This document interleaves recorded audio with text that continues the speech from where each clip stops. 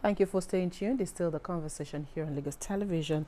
Our guest this morning, of course, she has the passion for what she's doing, really, and I'm sure that passion is what has driven her through to where she is at the moment. She's a feminist, a social worker, a gender-based violence prevention specialist who has trained over 5,000 women on violence prevention and empowerment self-defense skills across Africa. She holds a master's in social work and a bachelor's in history and international studies. She's a change maker, a global citizen, and a volunteer with a difference. She looks forward to working in post-conflict areas and being a college professor because education and teachers shaped her life. Join us this morning as we welcome Dr. Busola Rafiat Ojoba. Thank you for being on the program this morning. Good morning, ma'am. Right. How are you doing today? Very well, thank you. Is okay to call you Busola? Yes, ma'am. Okay, right. So this morning we're taking a look at understanding the long impact of child abuse. But I think let's lay it bare. When you say child abuse, a lot of people really do not understand when you say child abuse or abuse generally, because some will say, oh, until you beat someone or until you're cruel to someone, then that's abuse. But for anybody watching this morning, and as plain as possible, what is abuse, or what then is child abuse? Oh, thank you for that question. So, child abuse is very complex and it is very layered. But to break it down to the most simplest of terms, anything that causes harm, suffering, neglect to children, Okay. regardless of the intention behind it, is child abuse. Okay. Anything at all. Yes. So child abuse comes in different forms. Physical abuse, which is the most common, because people think that until you eat a child before that's like the one they know. And that's the most common. But we have emotional abuse, physical abuse, we have spiritual abuse. Spiritual abuse. Yes, we have child neglect. I'd like for you to stay on that because that caught me, and I'm like, okay, spiritual abuse. What exactly is that? So, just the same way we have productive abuse, we have digital abuse, So as children, we are trying to grow children into people who have their own agency, who are their own people, because children are their own people. Right. So those stories we hear where you say, oh, my religious leader accused me of being a witch, of being a wizard, of bringing destruction to my family, of bringing shame or poverty to my family. Right. Then they take them somewhere, they are chained down, they are beaten, they are ostracized, they are dehumanized. Right. Those very inhuman treatment. Okay. Because, someone in A spiritual authorities leader said this. so and so thing. Okay, all right, fine. I mean, I just wanted to clear. What spiritual abuse? This is my first time of hearing that. So, okay. It's quite common. I just didn't realize that, there's also a name put to it. Okay, so you've said here that child abuse are layered. So different forms of abuse, anything that brings danger, that brings, dehumanization to a child is child abuse. Around us here, the most common, like you said, is the physical abuse, where you tend to beat a child, or are we saying here that we cannot beat children? So if we agree that you can't beat adults, because if I'm at work, for example, and someone gets me upset, or I'm driving, someone gets me upset, I'm buying fruit, someone gets me upset, or someone says something I don't like, or someone makes a mistake, do I suddenly just go violent? Okay. So we can agree that is abuse, if not abuse, domestic violence, intimate partner violence, or just physical violence. So why do we think that children who are just born, who are trying to navigate the world, trying to see things through their lens, trying to just understand what life is about, managing their emotions that we even adults struggle with, then much more children. And we think that we cannot correct them, we cannot redirect them through positive redirection or positive reinforcement. It's not a form of abuse. Right. So because the question should be, what is so grave that a child must have done that you want to beat them to a pulp? Okay. Because we've heard of cases whereby children have been beaten to death with marks all over their body. So when someone gets me angry and I beat this person to a pulp because I'm upset, because they said something I didn't like, they called me stupid, my boss said something at work, those things.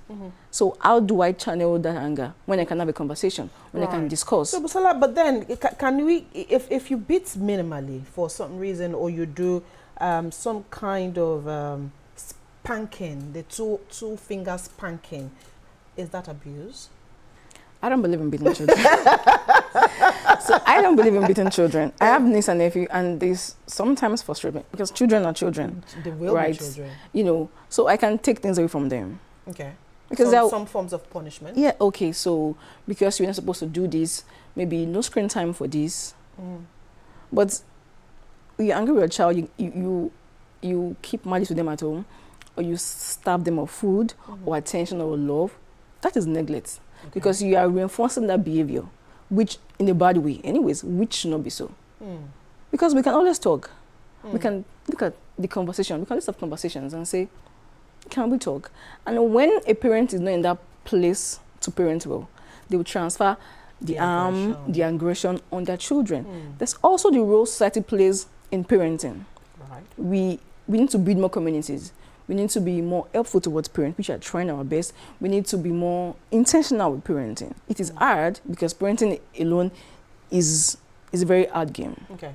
Because navigating the complex of parenting, because we will not have perfect children, because there's even perfect child. Right.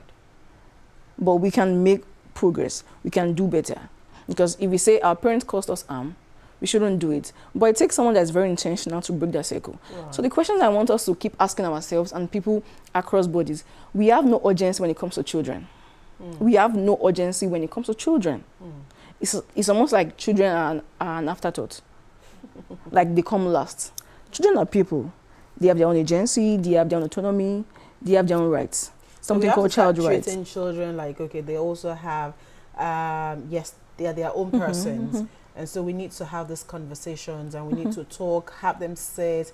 And then, but then sometimes we just have this African mentality. Well, it's not even an African mentality, but we just have this parenting mentality that only talk is not giving this correcting mode. Yeah. And so you just need to do some kind of reset, like they will say in the local parlance. Yes. Let's reset this thing and just have a little backslap or something just to make you realize that, you know what, sit well or just comply. So, I mean, let's get to as much as we think that, okay, it's not right to beat children, it's not okay to, you can, you know, do other punishment. Is there no minimal, one close eye, minimal method of saying, you know what, it's okay to just give some spanking and then just say, you know what, don't do that again? Okay. Even though I know that that's not your belief. That's not that's not my belief. I don't buy in that school of thought because, like I said, if I'm not happy and I break this cup, will you spank me for breaking this cup? Because you're an adult. Thank I may you. not be able to spank Thank you. So, but there are some instincts. You would have gotten that abara first before, oh, okay, let's get back to that level. I mean, sometimes you just get to that level where you get pushed, even though you have that thing that, you know what, I don't want to beat my child. I want us to talk. But sometimes it just feels like, no, it looks like this talk is not giving me what I want. okay, if talk is not giving you what you want with your child, what kind of behaviors are you exhibiting In front of that child. in front of a child? Okay. Children are sponges. They grab as much. My niece knows my lingo. She will say, Auntie Bubu will say, always try things. I said, always try things. Don't come and report to me first. Try it. As it worked, then I will step in. Okay. So they are seeing these behaviors that you're exhibiting. If you say you want your children to learn patience, how patient are you? You are snapping at the quickest thing. Bring the cup, bring the bag, bring the spoon. You are using bad words. You are waking up in the morning to curse your children. Any small thing. Those very Aggressive words. So when they go to school or they go and play and someone annoys them, say, do not come and report to you. I'm like, so where did the child learn it from? Right. From you. So it is what you're doing and they are saying that it also exhibits when you're not there. Exactly. When you're not there. And the fact that we think that, oh, no one can beat my child when you go outside, but you want to beat them. If you are beating them at home, you are being nasty towards him. You are being very, I don't even know the word to use. People will know that they can be your children too. Because after all, your parent beat you pop. What will I do? And you didn't die. So let me continue from where they stopped. Right. Okay, so let's go back to the effect of these behaviors on our children. I know that my generation, that's why you'd always, I mean, we didn't see Abara as anything. You just knew that it was a reset mood. My mother, God bless her soul, Kole, it's either she rolled slippers for you somewhere or, you know, something. We grew up that way. But like you said, we're not being intentional. So we also do not treat our children that way. Because we also felt at some point, we asked the question, I'm not sure it's this woman that born me. I'm sure somebody gave her to raise me. You understand? So there are things that, you know, you remember today and you wonder, did I actually go through that? Was that part of how I was trained? And so what are the effects of such behaviors on our children, especially in a digital age where most things now, I mean, children can actually find answers to some of these things online, and then they can also find a way to deal with some of the situations. But what are the impacts of whatever it is that we're raising at, however we're raising our children at the moment, putting into cognizance that abuse is also a factor? So people like to say that they grew up fine. But when they sit with themselves and they check with themselves, did they really grow up fine? Would they have wanted something different? Would they have wanted a better parenting? So physical abuse is most common. We have child neglect, emotional neglect, medical neglect, educational neglect. We have sexual abuse. So abuse is one of the most complex things ever. And we can unpack it from now until tomorrow. We'll still keep unpacking it. Right. So aside the child abuse, the physical abuse rather, let's take a look at other forms of abuse that we know that affect children now and in the long run. Okay. Emotionally not being available or present for your child is a big factor. Children feeling as if they are not loved, they are not wanted, they are not cared for, they are not seen, they are not heard, is a problem. Okay. Because if you grow up knowing that your parent didn't want you at this time and they remind you in the ways they treat you, or you are second child out of 4 and there's a clear-cut discrepancy in how you are being treated. Sibling rivalry, which is very ugly, by the way. You can tell that, oh, something is missing, something is wrong. Then you grow up. And all of those things. So physical abuse aside, people will grow up and tell you, I had this mark from when my teacher did this. I had this mark from when my uncle did that. I had this mark from when my parent did that. Because your body keeps the scores of everything. Right. So you want to grow up and someone asks you, oh, what's the story? Where did you get this mark? Behind this mark? Oh, when I was 5, I broke a cup. My mother took out the belt. My father took out hot iron. My parents put paper in my vagina and did this to me. So those things are there. Those things are there. They keep reoccurring. Exactly. Then maybe in case of child abuse, sexual abuse towards children, and you go tell a parent or a trusted adult, and they tell you it was a fault. Because they don't even believe you. Right. So again, I ask, why is it that we don't believe children when they say something? When they say things. Yeah, because some will also say that, oh, that child made it up. Maybe it wasn't also true. I'm just trying to play the devil's advocate. Abuse is too it's too grave to lie about. Exactly. It's too grave to lie about. To say, oh, maybe he or she made it up. Because adults that abuse children deserve no place in our society. They have to face the law. So, across board, the emotional part of it, anxiety, depression, PTSD, cognitive difficulties, they can't even form healthy relationships when they grow up with family, with friends, even with romantic relationships. Then also the part of intergenerational cycle of abuse. Okay, let's hold your thought. You take us through that intergenerational side of abuse. I think Joy has a question. Yes. Is there a link between indiscipline and child abuse? How do you differentiate a stubborn child and a child that is living out of trauma of child abuse? How do you differentiate a stubborn child? Stubborn child. So, children show signs of abuse in different forms. It might be very obvious in a particular child. It might not be as obvious in a particular child. But as caregivers, as parents, these are part of our rules. And for us to always have an open house for our children to come to us and say things.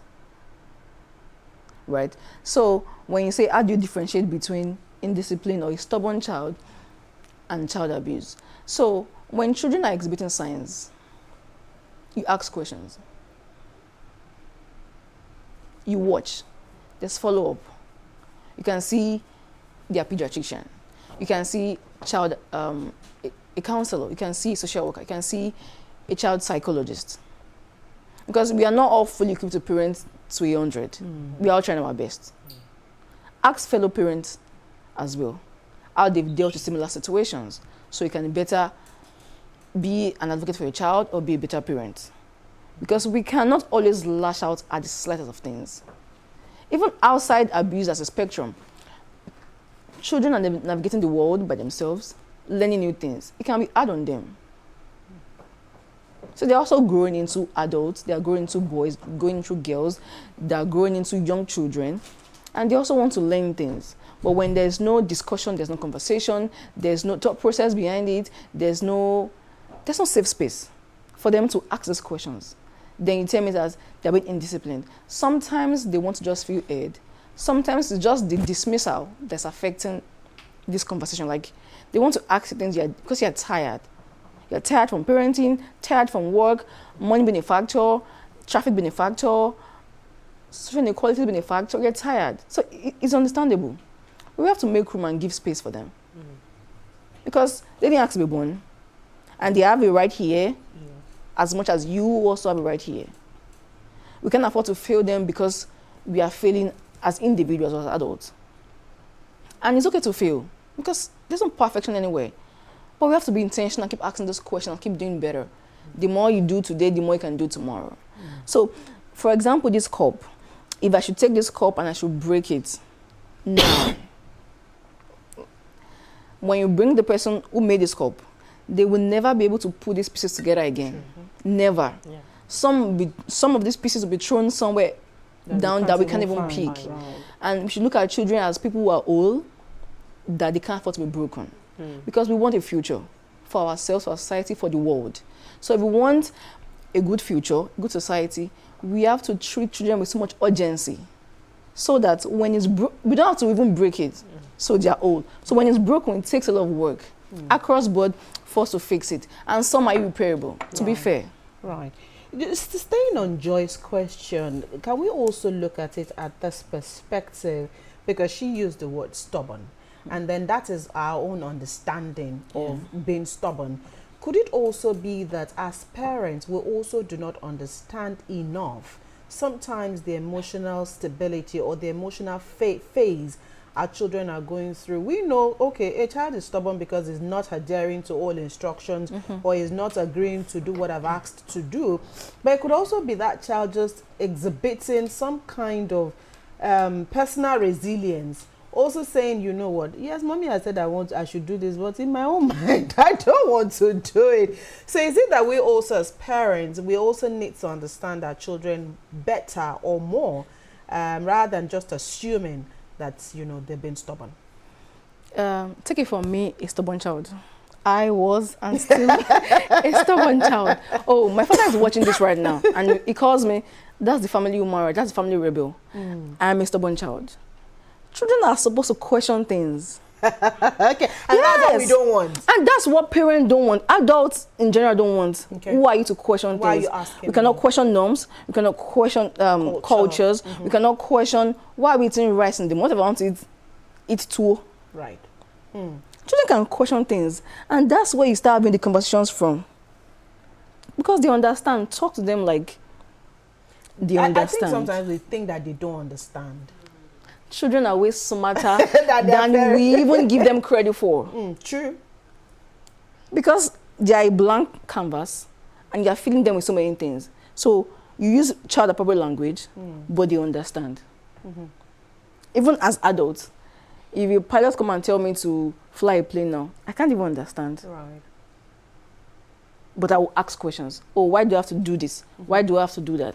I will ask questions. For me to learn, True. I can't go to school of whatsoever again. But hey, I can ask questions. I can increase my knowledge. Same for children. We have to give them the respect they deserve. We have to be intentional towards them. We have to do right by them. We need sense of urgency when it comes to children. Like I said, when this thing is broken, It can't be fixed. it can't be again. fixed again. All right. Are we good, Joy? Okay. Right. So we were talking about intergenerational effects of Yeah. some of those things, this impact on our children and ourselves as well. And I've realized that sometimes you also have a cycle of abuse because you do not know better, or because you've also seen that as a norm, or you've seen it as, it's something that should be done. And where this is where you have things like, but that was how my grandmother Raised me. and Yes. my mother passed on same to me, and I think I owe my Should do children that, the same yeah. responsibility of treating them that way. At what point do we need to realize that the way my mother treated me, that was what she knew? I have to also look at my children and perhaps treat them better, or sift and take away some things that I feel may not be necessary while raising them, taking a look at intergenerational effects. So in order for us to break the cycle of abuse or cycle of whatsoever, be it poverty or inequality, we have to understand what abuse is to start with, which most people do not know. Okay. When you know something, when you know better, you do better. Sure. So we still think it's part of children being difficult, children being stubborn, or children being children. Yeah. But when you are aware that this is abuse, and when we say it, they come for us and say, what do you mean is child abuse? The child was being stubborn. The child was, what role did you play in this? What role is the family playing in this? Because it's layers. Individual, family, society, community, then, as it increases, what role are we playing across board to ensure that we raise kind of children that we want? What role are we ensuring in breaking this cycle? So let me use Twitter for example. When we talk about abuse, child abuse, they will say they can't wait to beat their children. They say it, I can't wait to punish my child. A child that you might not have, a child that you've not had. Right. They say it confidently. That means they're not even aware that what happened to them or what they went through Was abuse. was abuse. Yeah. And because in this part of the world, you can't question parents. See, So it's changing. it's changing, because if we believe that we have fraudsters, we have terrorists, we have armed robbers, we have, name it, they are people's parents. True. And we question why they are terrorists. We question why they are this. We question why they are that. So why can't we question our parents? Why can't we question it? Parents can be abusers. True. True. They can be abusers. You can love your child and still be Abusive. abusive. Okay. And again, it's even open to debate. Because to what extent do you love a child and you want to put pepper in their vagina? Yeah, right. So again, To what extent sometimes do you love a think child and you want to love is inflict actually them? driving you to protect that child, but Thank you. meanwhile you're actually abusing That that child. child. Okay, so well said. If we also look at that, because time is fast spent, if you do not understand there is a problem, then you cannot seek help. Address it, yeah. So how do you know that in adulthood you're actually still carrying the trauma of being raised by abusive parents, or you were abused one way or the other, and then you need to seek help? Because if you're also not determined to find help, you may also continue that way of life, and of course it's going to affect everybody around you. We have so many broken people in the society as we speak today. There are broken men, there are broken women. Sometimes a lot of people think it is only broken men that we have. In fact, we have more broken women than we have in men. So how do you decipher that this issue is actually stemmed from a place of either being abused while you were a child or even abused while you were a young adult, and then you want to seek help. Do we even have people who are knowledgeable enough to provide that succor that you need? So we need trauma-informed care, and we also need survivor-centered care across board, from teachers to counselors to social workers to even the justice system, the police, and those who attend to cases like this. So we are growing into the people we want to grow into, and we all know deep down the things that's caused us pain and the things that we know that we don't want to happen again. Right. Yes, not everyone can self-reflect. Not everyone can sit with themselves and their feelings and say, this happened to me, this should not have happened, this must not happen again. Right. Because we don't even know it's abuse. If you know this is harmful, you won't do it. But someone has caused you pain and you believe is normal. Right. So you're unable to form intimate relationships as adults. You, quote unquote, pass on this abuse down to other people. You end up entering relationships that are abusive because you don't even know the signs to avoid, the red flags to avoid, or things to look out for. Because all your life you've been screamed at. Your boss screaming at you at work is a sign of, is a red flag that you can't continue working there for this long. That's an abusive boss right there. Okay. But because, he or she's just shouting. The society say it could It could just be early morning frustration. Thank you. So we have to question things, ask questions, sit with ourselves, ask people, because some of us know that this was harmful, and when people are sharing their experiences, don't have to dismiss it that yours was small. Listen, maybe from listening you can take one or two lessons that this happened to me, it should not have been. Because we are growing, and these things are staying with us subconsciously or consciously. And if we say we don't want to become those that we don't want to become the things that we hated, we have to do better. But in doing better requires an insane level of self-reflection. To question things. Right. This was done to me, I don't want to do it again. So, I mean, you've raised a valid point here. Children will be children. Children will exhibit all forms of, their lives as children. So it feels like parents actually need to do more here, because you need to know your child, and you cannot give what you do not have. And so how, I always say this a lot, that parents need to be intentional, whatever they do. But how intentional should parents be going forward, especially now that we do know, that child abuse, varies, and, it can actually be in different forms. You can actually be abusing your child unknowingly, maybe by the things you say or by your actions or different things. So when parents are dealing with their children, how intentional should they be? I'll give you an example. I have a set of twins. They are different human beings. But there's a particular one, when you ask him to do something at a particular time, he'll be looking at you like, Mo bobo komumishi. And I'll just look at him and say, I will just throw you away. At that point, I am angry and I just want to hit him, because I'm like, can't you hear? But he's looking at you like, okay, what do you want to do? I'll just leave him. So sometimes they test your patience. To be fair. You agree? I agree. To be fair, I agree. So you need the grace of God not to hit them at that particular point. But trust me, sometimes they will get their barrel. But children display children behavior. Yes, and adults at that time will age-appropriate behavior. Will do adults appropriate behavior. This is where I'm going. So sometimes when they exhibit such things, and I've learned over time that, you know what, at that particular point in time, leave him. He just doesn't want, he wants to have his way. He'll go back and do that stuff, and he'll come back and say, I'm sorry, mommy. I said, sorry, Eota, just go, leave me alone. So here's where I'm going.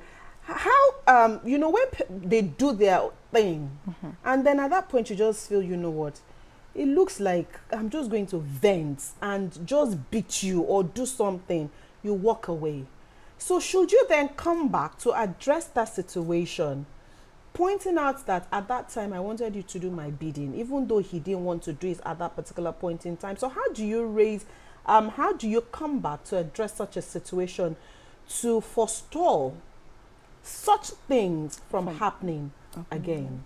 Because this thing that I've narrated, it has taught me patience, and I'll just say, you know what, it's okay. Let's everybody go their own separate ways. When we are both okay, we'll come back and address the situation. So how do you address the situation when I'm no longer angry and when it feels like doing my bidding?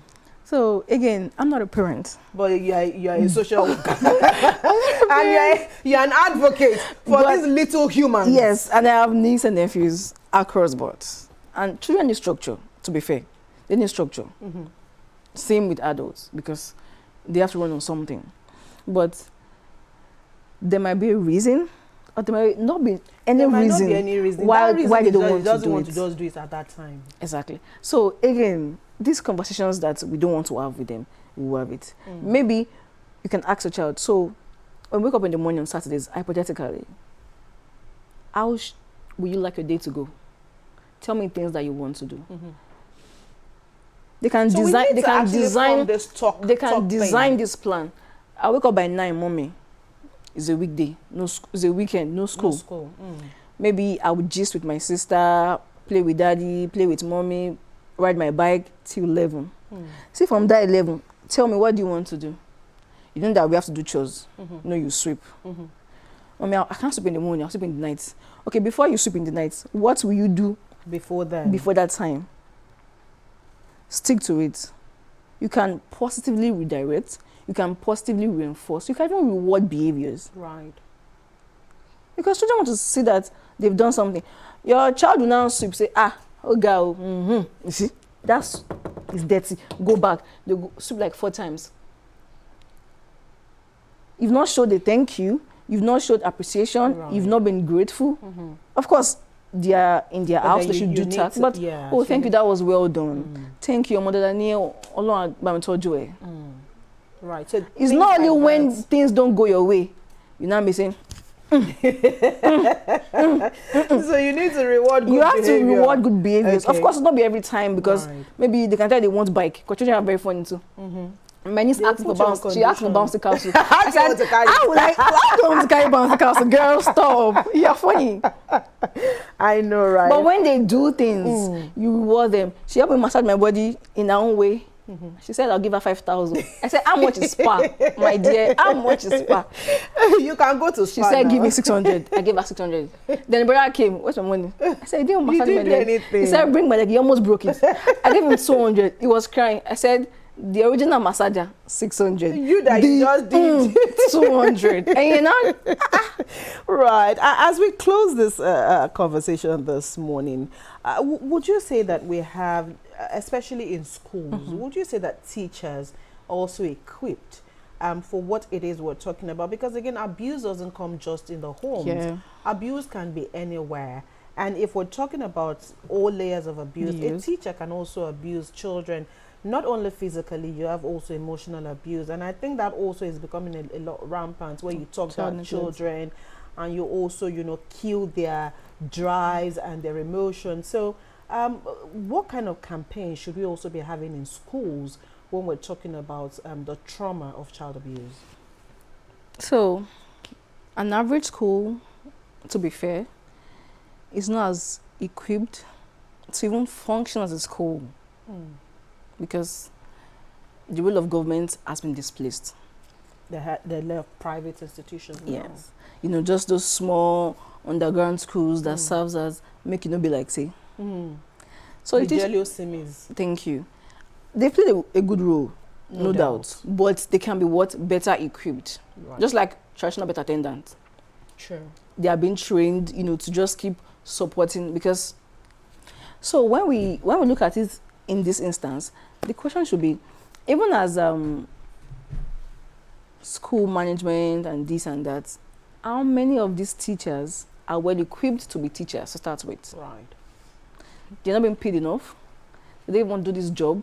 They are just there to fill in the gap. To fill in the gap. Okay. They're just there to get income out of it. not because they genuinely want to be there. True. Some don't even know this is a thing. And for schools, what are your safeguarding policies towards children? Right. How much are you training your staff members, your volunteers, your admin staff to recognize these signs? What policies are in place? Is there an open door policy? Is there a whistleblowing policy? Okay. And a lot of schools, like we've heard in recent times, covering up for abusers. We cannot protect abusers and leave victims. No. We have to have an urgency when it comes to children, an insane amount of urgency when it comes to children. So at what point do we say enough is enough? When we don't even know there's a problem. Right. So when I talk to teachers, because I run a small initiative called Teachers Against Abuse, and they're like, oh my God. We don't even know. They don't even know. So there has to be, that gap needs to shift. The gap is so wide, and we need to close it. And again, duty when it comes to children is not for parents alone. Right.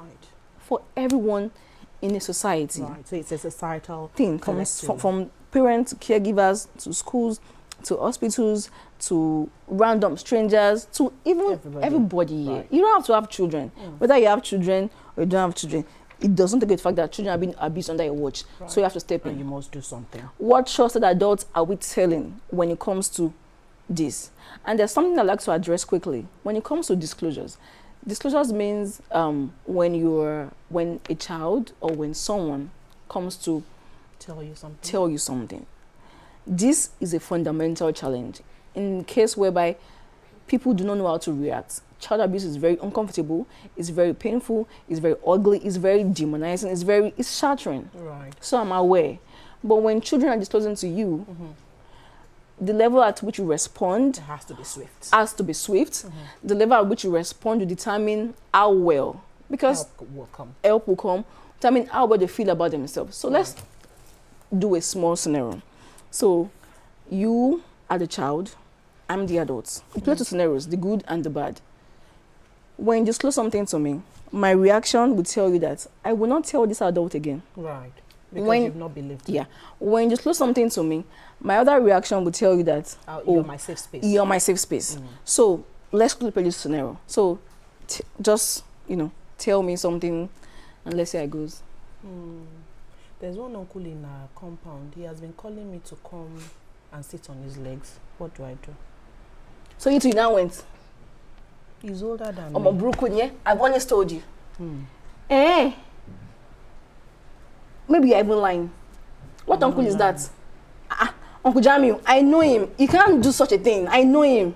So where did you even walk? Where did you even walk to? Because time is fast spent. We need to actually go. We have another segment waiting. But then, valid point you raised here. We must be safe spaces when children come to tell us things, even if we do not believe them. At least make them feel comfortable. Why are we not believing children? Because also sometimes we've also seen cases where things went awry. There are a lot of cases of child abuse that are unattended to, that don't even make it out. True. We have more cases like that. True. Than cases where children are lying. Made it up. All right, we have to leave this conversation here. Time is fast spent. We must really go. But thank you so much, Busola Rafiatojoba, for finding time to be with us on the program today. You're welcome. I'm sure that would definitely bring you back here again to help us continue this conversation. My Thank pleasure. you for your time. Thank you so much. Today. Thank you. Of course, we've been speaking with our guest this morning, and I'm sure that she's made it as simple as possible. So those little humans, they deserve to be heard, even when they get under your skin. They deserve to be heard. Yes. All right, we'll take a quick break. When the conversation returns, Adebimpe and Joy will be here with their Lagos conversation.